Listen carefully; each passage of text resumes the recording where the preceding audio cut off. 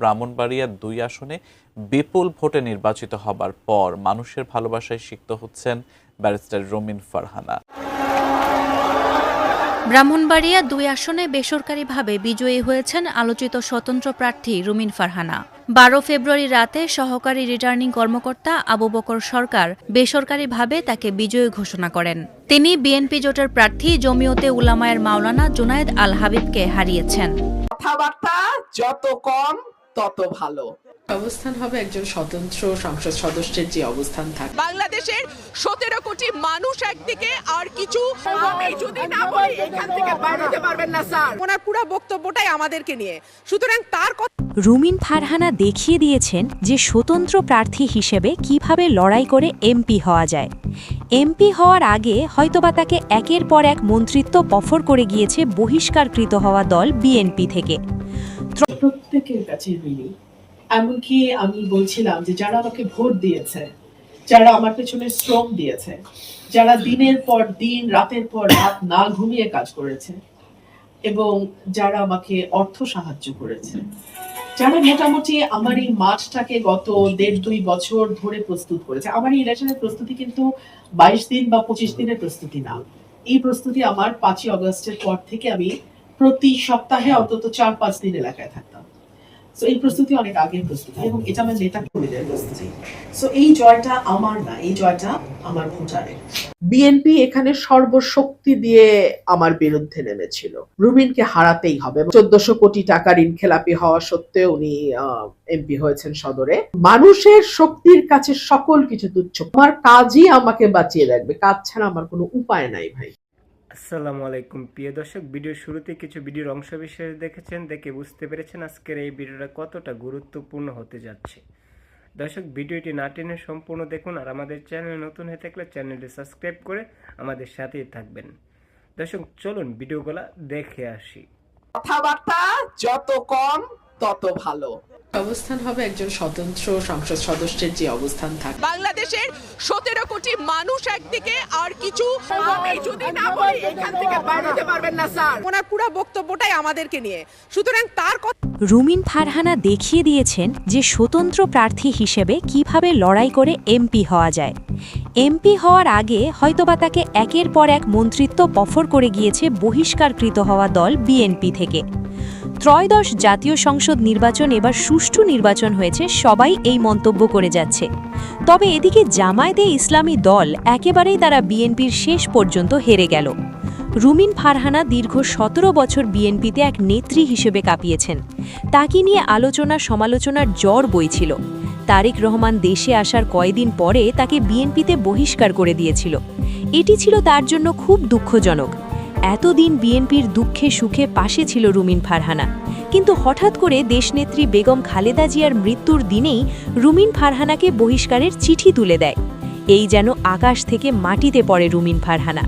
হয়তোবা আওয়ামী লীগের সাথে রুমিন ফারহানার সম্পর্ক ভালো থাকায় মনে করেছিল বিএনপি এমনটা। আসুন রুমিন ফারহানার কিছু খুঁটিনাটি আপনাদের তুলে ধরব।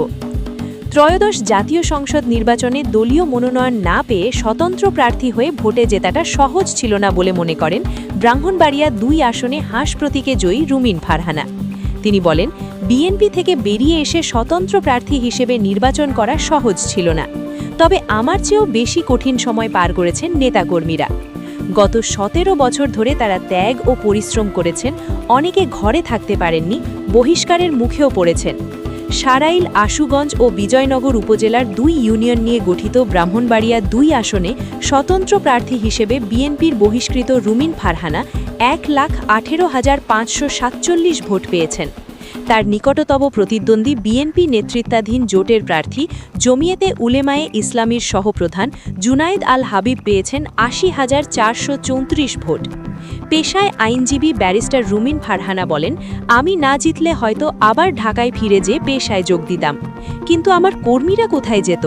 তাদের এই ভালোবাসার ঋণ কিভাবে শোধ করব?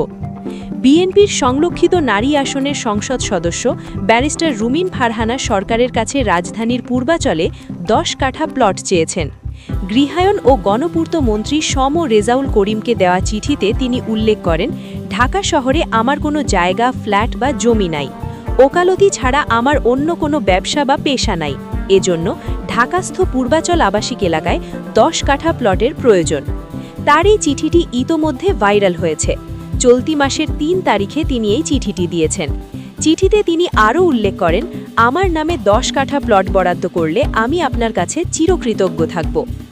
অনেক নাটকীয়তার পর বিএনপির এমপিরা শপথ নেওয়ার পর সংরক্ষিত নারী আসনের এমপি হিসেবে মনোনয়ন পান রুমিন ফারহানা। তার আগেও টেলিভিশন টকশোর পরিচিত মুখ ব্যারিস্টার রুমিন ফারহানা একাদশ জাতীয় সংসদ নির্বাচনে বিএনপির মনোনয়ন চেয়ে আলোচনায় আসেন। তিনি ব্রাহ্মণবাড়িয়া 2 আসন থেকে মনোনয়ন চান। তবে ব্রাহ্মণবাড়িয়া 2 আসনে উকিল আব্দুস সাত্তারকে মনোনয়ন দেয় বিএনপি। নিজ এলাকার মানুষের কাছে তেমন পরিচিতি না থাকলেও কেন্দ্রীয় রাজনীতিতে রুমিন ফারহানার পরিচিতি রয়েছে। এমপি হিসেবে শপথ নিয়েই সেই সংসদকে অবৈধ বলে দাবি করায় আবার আলোচনায় আসেন তিনি। এরপর সংসদে বক্তব্য দিতে গিয়ে চলমান সংসদকে অবৈধ বলা ছাড়াও সরকারের সমালোচনায় মুখর এই এমপি।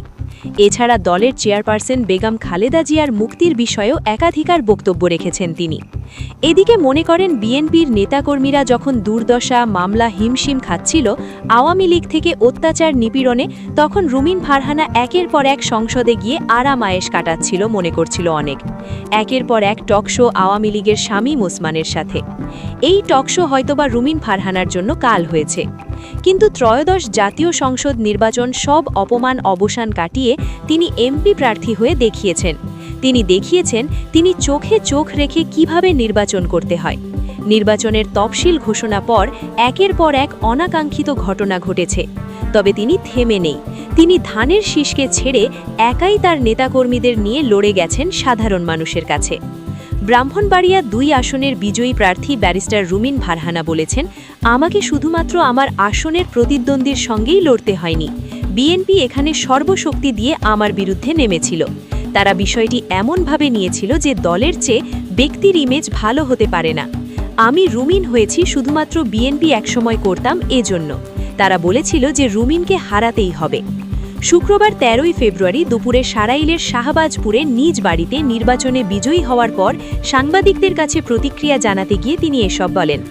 গতকাল বৃহস্পতিবার 12 ফেব্রুয়ারি অনুষ্ঠিত ত্রয়োদশ জাতীয় সংসদ নির্বাচনে ব্রাহ্মণবাড়িয়া 2 আসনে স্বতন্ত্র প্রার্থী হিসেবে প্রতিদ্বন্দ্বিতা করে হাঁস প্রতীকে 1,18,547 ভোট পেয়ে বেসরকারিভাবে বিজয়ী হয়েছেন আলোচিত নারী নেত্রী ব্যারিস্টার রুমিন ফারহানা। তার নিকটতম প্রতিদ্বন্দ্বী বিএনপি জোট সমর্থিত প্রার্থী মৌলানা জুনায়েদ আল হাবিব খেজুর গাছ প্রতীকে 80,434 ভোট পেয়েছেন। দলীয় সিদ্ধান্ত অমান্য করে স্বতন্ত্র প্রার্থী হওয়ায় বিএনপি থেকে বহিষ্কার হন রুমিন ফারহানা। রুমিন ফারহানা বলেন, আমার এই নির্বাচনের প্রস্তুতি 25 দিন বা 26 দিনের প্রস্তুতি না। 5 অগাস্টের পর থেকে আমি প্রতি সপ্তাহে অন্তত 4-5 দিন এলাকায় থাকতাম। এটা অনেক আগের প্রস্তুতি। এটা আমার কর্মীদের প্রস্তুতি। এই জয়টা আমার না, এই জয় আমার ভোটারের। যারা আমাকে ভোট দেয়নি, আমাকে নিয়ে অশ্লীল কুৎসিত মন্তব্য করেছে বিএনপির পদধারী নেতারা, আমি তাদের কাছেও কৃতজ্ঞ। কারণ তারা যদি এতটা কদর্য আচরণ না করত, তাহলে হয়তো আমি এত ভোটের ব্যবধানে জিততাম না। মানুষ ব্যালটে তাদের সমস্ত অন্যায়, অবিচার ও অকৃতজ্ঞতার জবাব দিয়ে দিয়েছে। বিএনপির কার্যক্রমে ক্ষোভ জানিয়ে রুমিন ফারহানা আরও বলেন, বিএনপির আন্দোলন সংগ্রাম ছিল ভোটের অধিকারের জন্য। সুষ্ঠু নিরপেক্ষ নির্বাচনের জন্য সেই আন্দোলনে আমিও শরিক ছিলাম। কিন্তু দলের 18 মাসের কার্যক্রমে আমরা দেখেছি কি করে মানুষের কাছ থেকে পয়সা আদায় করা যায়, কি করে জুলুম করা যায়, কি করে জমি ব্যবসা দখল করা যায়, কি করে চাঁদাবাজি করা যায়। আমি কি সেগুলোরও সঙ্গী হব? তা তো নিশ্চয়ই নয়। আমার রাজনীতি আমার, দলের রাজনীতি দলের। আমি আশা করব তারা 2001 থেকে 2026-এ যে ভুলগুলো করেছে তার পুনরাবৃত্তি তাদের হবে না। গত 1.5 বছর তারা মানুষকে নানা রকমভাবে বিরক্ত করেছে, সেটার পুনরাবৃত্তি হবে না, এটুকুই আমার আশা থাকবে। হয়তোবা এবার তারেক রহমানের চোখে চোখ রেখে কথা বলার সময় তিনি পাবেন। বিএনপি এখানে সর্বশক্তি দিয়ে আমার বিরুদ্ধে নেমেছিল। রুমিনকে হারাতেই হবে। 1400 কোটি টাকা ঋণ খেলাপি হওয়া সত্ত্বেও উনি এমপি হয়েছেন সদরে। মানুষের শক্তির কাছে সকল কিছু তুচ্ছ। আমার কাজই আমাকে বাঁচিয়ে রাখবে, কাজ ছাড়া আমার কোনো উপায় নাই ভাই।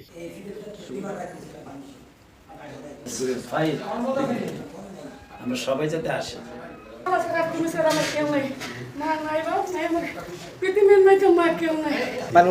আমি নিয়ে আসছি আপনার জন্য। আমি যেটা করেছি আমি আমার দেশের জন্য করেছি, আমি দেশের মানুষের জন্য করেছি। 5ই আগস্টের আগে আপনি ভিডিও ফুটেজগুলো দেখবেন, একমাত্র নোন ফেস কোনো দল থেকে আপনি আমার চেহারা দেখেছেন। আমি 1 তারিখ, 2 তারিখ, 3 তারিখ, 4 তারিখ, 5 তারিখ 24 সাল অগস্ট মাস আমি মাঠে ছিলাম। এখনো ভিডিওগুলো আছে, সবার কাছে আছে। তো আমি যা করেছি আমার মানুষের জন্য করেছি, আমি ভবিষ্যতে যা করব আমার মানুষের জন্যই করব। জয়ের পরে করেনি, জয়ের আগে আমাকে যোগাযোগ করেছে, তখন দেখছে যে নির্বাচনে একেবারেই মানে নিশ্চিতভাবেই এখানে স্বতন্ত্র হিসেবে আমি জয়ী হতে যাচ্ছি। তখন যোগাযোগ করেছে, বলেছে তাদের সঙ্গে বসলে ভালো হবে, আরো বড় কিছু পাবো, মানে এমপির চেয়েও বড় কিছু পাবো, মন্ত্রিত্ব আর কি হতে পারে। আমি না বলে দিয়েছি, আমি বলেছি 12 তারিখের পর যদি কথা হয় 12 তারিখের পর হবে। গতকালকে রাতেও দেখলাম কেউ কেউ ফোন দিয়েছে, হয়তো অভিনন্দন জানানোর জন্যই দিয়েছে, জানি না আমি, তবে সেই ব্যাপারে আসলে আমার কোনো আগ্রহ নাই। আমি তাদের প্রত্যেকের কাছে ঋণী।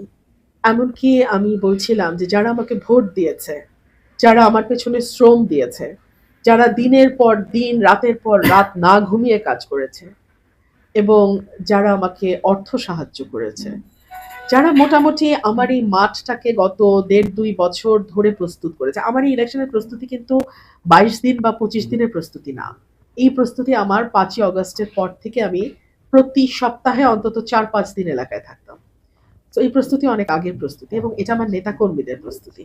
সো এই জয়টা আমার না, এই জয়টা আমার ভোটারের।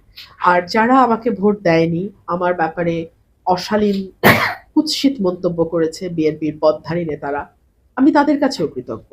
কারণ তারা যদি এতটা কদর্য আচরণ না করতো তাহলে হয়তো আমি এত ভোটের ব্যবধানে জিততাম না। মানুষ ব্যালটে তাদের সমস্ত অন্যায়, অবিচার, অকৃতজ্ঞতা সবকিছুর জবাব দিয়ে দিয়েছে। এবং আমি যেদিন এই গ্রামগুলোতে আমি ভিজিট করেছি, আমি কয়েকবার, আমি জয়দরকান্দি, তেলিকান্দি কয়েকবার গেছি, নৌকা করে যেতে হয় এবং তারপরে অটো। আর যেদিন আমি গেছি রাজাপুর, রানীদিয়া ওইদিকে, আমার মনে হচ্ছে যে আমি বোধহয় মানে সভ্য জগতের বাইরে একটা মানে এসে পড়েছি। মানুষ এত বঞ্চিত, এত অবহেলিত, এই মানুষগুলোর জন্য আমার অনেক কাজ করতে হবে, অনেক কাজ করতে হবে।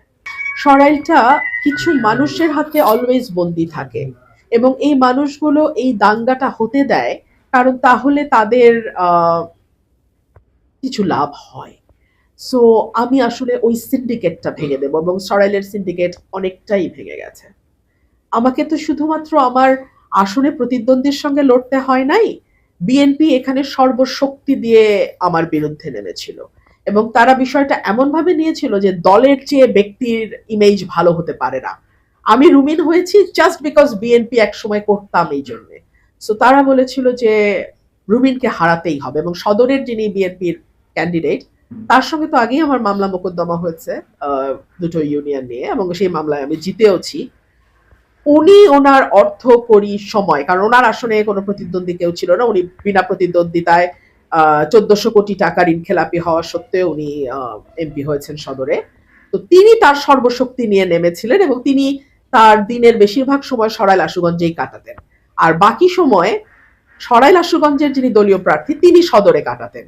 সো এটা মোটামুটি একটা বিরাট সিন্ডিকেট এগেইনস্ট রুমিন। কিন্তু দেখুন, মানুষের শক্তির কাছে সকল কিছু তুচ্ছ, প্রশাসন তুচ্ছ, দল তুচ্ছ, সিন্ডিকেট তুচ্ছ, টাকা তুচ্ছ। মানুষের শক্তিকে আপনাকে স্যালুট করতেই হবে আপনি যদি রাজনীতি করেন। আমি সরকারের সঙ্গে আলোচনা করব, সরকার যদি ভালোই ভালোই আমাকে আলোচনার ফল দেয় আমার মানুষের কাছে গ্যাস যাবে, আর যদি সরকার সেটা না দিতে চায় ঢাকা সিলেট হাইওয়ে তো আছে। হেভিওয়েটের প্রার্থী যাদের কথা বলছেন, আমি হেভিওয়েট না, কিন্তু হেভিওয়েট যারা হয় তারা সাধারণত দলের হেভিটা নিজের কাঁধে নিয়ে হেভিওয়েট হয়। আমার যেহেতু দলের ওয়েট কাঁধে নিতে হচ্ছে না, সো আমাকে 5 বছর পর আসতে হলে আমার কাজ দিয়েই আসতে হবে। আমার পাশে দল থাকবে না, উল্টা দেখা যাবে বিভিন্ন দল মিলে আমার বিরুদ্ধে সিন্ডিকেট করে নামবে। সো আমার কাজই আমাকে বাঁচিয়ে রাখবে, কাজ ছাড়া আমার কোনো উপায় নাই ভাই। যা সত্য আমি তাই বলবো, যা সত্য আমি তাই বলবো। আপনারা কি আশা করেন না যে আমি সত্য বলি? আপনারা কি চান না আমি সত্য বলি? আপনারা কি চান না আমি অন্যায়ের প্রতিবাদ করি? আপনারা কি চান না আমি একটা ক্ষমতাবান গোষ্ঠীর দুর্নীতি দুষ্কৃতির বিরুদ্ধে দাঁড়াই? আপনারা কি চান? আপনারা কি চান না?